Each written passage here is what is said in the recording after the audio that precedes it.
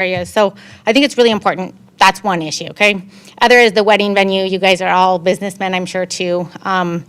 And if we want to be loving and compassionate and be able to help people and pay everyone good wages so they can put food on the table for their kids, city employees and so on, then we need to have city revenue. And if we cut off people from wanting to visit our town, then we won't have that city revenue, or it will be extremely diminished.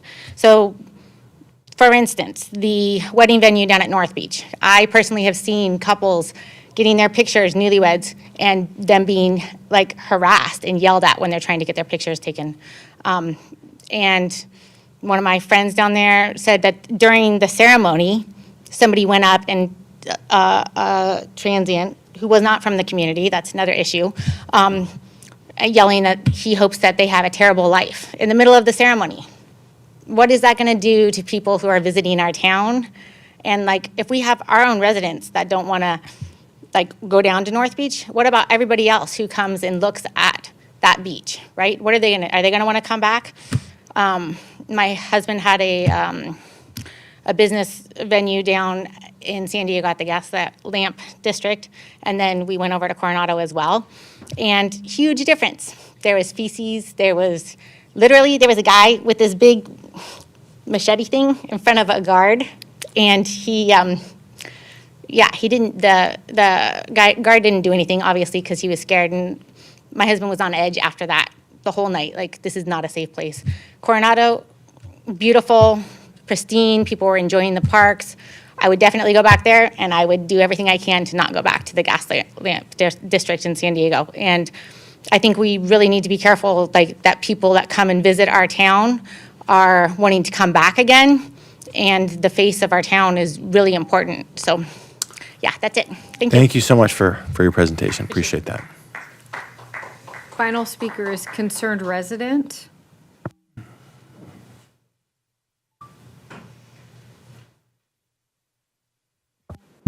Thank you, Councilmember James, for stating the fact that it is the City Council's responsibility to ensure the residents' quality of life. I appreciate that acknowledgement. I was going to play pickleball noise, and now she's left, but I didn't bring it up because an ex-councilwoman who was here absolutely finds that noise offensive and stated so during council meetings when I have played pickleball noise. So, no noise tonight, guys. I think you know what I'm talking about. So I'll just leave you with this. The quality of life for San Clemente residents applies to all equally. I just want to remind you that you took care of the quality of life for people around San Luis Rey Park, but you have not taken care of the quality of life for people who live near San Gorgonio Park. Thank you.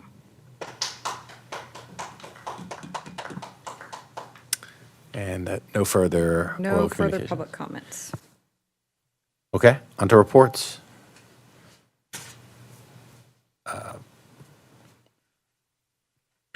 Any reports from commissions or committees?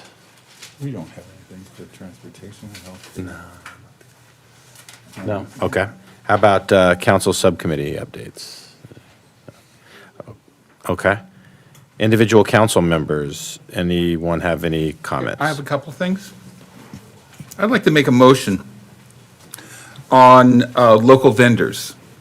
And as local vendors apply for business within the city, I think local vendors should have at least a 10% break on contracts. If they come within 10% of what I'll call a foreign vendor, a vendor from outside of the city, that business should go to the local vendor. We recently had that with West Coast Arborist and Rod's Tree Service. So I'm going to make a motion that staff study and bring back a proposal to give preference to local vendors. So I'll support that.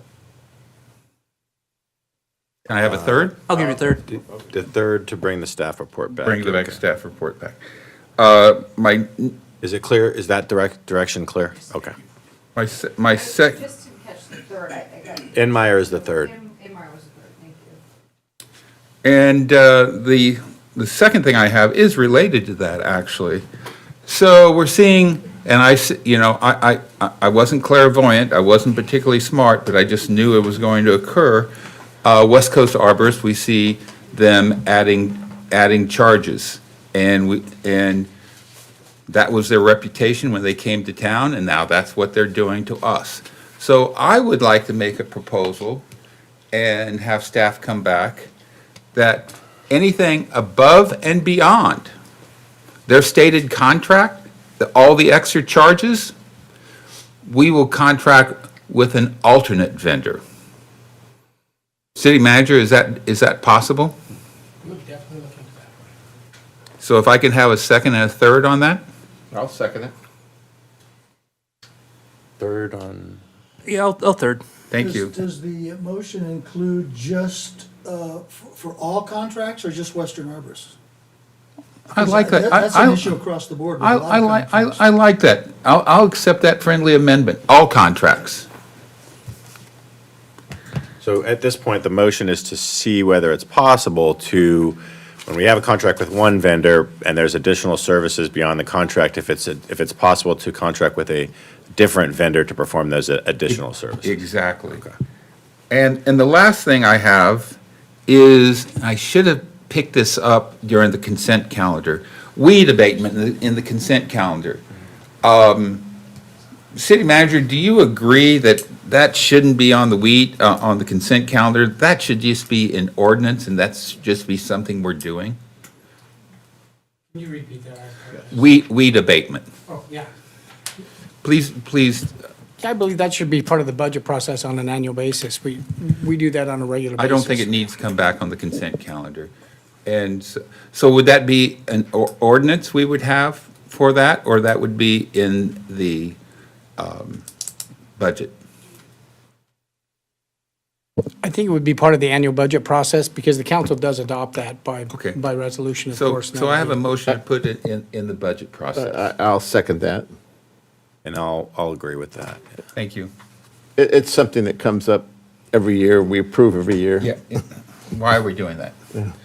That's all I have, Yeah, Mr. it's not like we're not going to do the weed abatement program. Right. That's all I have, Mr. Mayor. Thank you. Okay. Any other council comments? Yep. Yeah, I have a couple items. Number one, you started off the meeting by talking about the Buena Vista and the effort that took place there. And I would like to see our city develop sort of a more effective incident system command type response. And I'd like to instruct our city manager to report back on a specific protocol for emergency disasters. We had the mudslide. We've also got right next to San Onofre. We've got a president going toe-to-toe discussing nuclear war with Putin. We have potentially some very serious issues affecting not only our city but the region. And I'd like to make sure we have our critical incident command apparatus clearly and strongly in place. And I'm not sure what all that entails, but. I'd Did like we to see discuss that earlier, or is this encompassed in what we discussed? Is there something above and Well, beyond? I'm not sure I don't know if we have clear direction on that. Maybe we do. We do now. We do We do now. Okay. I would include what Steve said to the extent that he outlined. Training is important. Okay. And I think as part of it, we should be looking for a partnership or assistance from the feds, from the state, to help us get a program that is adequate for our city up. I think that would be something they have resources for and can hopefully help us with. Yes, and Mayor and Council, just so you know, I actually met today with the commander from the Sheriff's Department. They actually just hired a new position to help cities put their emergency preparedness in place. And he offered to help us set up our program based on that. So it was very good timing. We talked about this, and I think a lot of it, of course, is because of what happened this last week. But he offered that, and so I'll make sure to include those opportunities that we have to work with the Sheriff's Department as well. Just to note that, I mean, we used to get money from San Onofre Nuclear Generating Station for our emergency preparedness. That was part of the deal. That went away, and we lost that part-time position.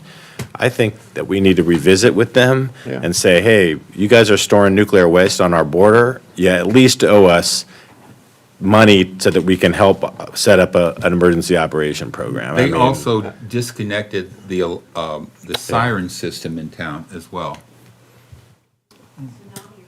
Anyway, yes. Anyway, thank you. The second item I have is just a suggestion that we consider as a city council. I know other cities do this. They have council retreats where we get together as a council and not discuss agenda items per se, but sort of where we are as a city, how to work together, not violating the Brown Act, but in a public arena, just to, we've got new council members, and just sort of to get acquainted, because it's difficult to discuss issues that are not on the agenda without potentially violating the Brown Act. So it'd be nice to have a forum where we can have a roundtable discussion as a council, with the community being involved, and just sort of have and I know other cities have done this, and I like the idea. Can we do that? Can we- I think it's possible. City manager, have you seen this done in other cities? Yeah, most cities do have some form of a council retreat, and goal setting and some of those kinds, so absolutely. But it's public, the public has to Yes, be the public invited. has to be invited, that is correct. So does it have to be, it has to be noticed as well? That is correct. It is a noticed public meeting, but it's somewhat of a different format. It's more of a goal setting, talking about things like the organizational chart in the city and how that works, that aren't typical, regular city council items, but really important for the council to understand how the structure of the city works. So I think they're very. I like that. Is that a motion? That's a recommendation. I'd second that. Okay, thank you. Do I have a third? Yeah, I me, think we're, third. we're all on. And then the last item I have is, I'd like to propose that this council consider a resolution concerning Assembly Bill 1073, which deals with education. It's not really our wheelhouse, but it involves our parents and our kids. It's basically a bill that says if our local school board decides that there's an issue that they don't want the teachers to teach, let's say transgenderism, CRT, certain pornography that's been complained about in the required reading, that the school board has authority to deal with that issue at the local level. This bill says that the local school board can't make changes without state approval. And it's sort of a local control issue. I passed out a draft copy of a resolution just so my colleagues would have that, and I'd like us to at least consider it. I'd support that. B It's, or SB, I missed that. sorry. it's AB 1078. 70, and I have a draft copy of, I've distributed to my colleagues earlier. I'll give it to the city clerk for distribution to whoever needs a copy. I'd just like to at least have a discussion on it and see if that's something we can support. Mr. Noblock, did you write this, or? No, this is coming, most of this language is from the County Office of Education, which is also concerned about AB 1078. I didn't draft it, I tweaked it a little bit, Got but it. I'll give a third on that. Okay. that's all I have. Who was the second? Cabral? Cabral, thank you. That's all I have. Okay. Only comment is that as we get into the budget season here and we think about allocating money for security to address the homelessness, I think we got to be cognizant about our spending here, right? This is not a never-ending bucket. So if we're going to go down this road, we're going to probably be cutting other programs and probably cutting other potential projects. So we need to be very mindful through this process. It's very expensive to hire a security company, but it very well could be worth the investment for the residents and their quality of life. And so let's keep that in mind as we think about how we have allocated our budget towards other expenses and just the reality of the limitations of our budget.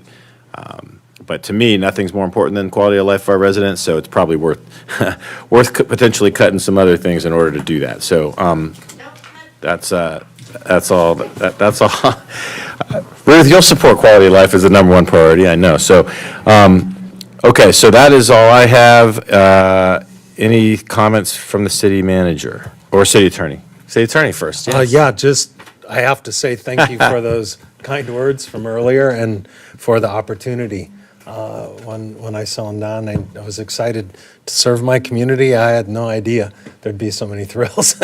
Those are all mentioned earlier.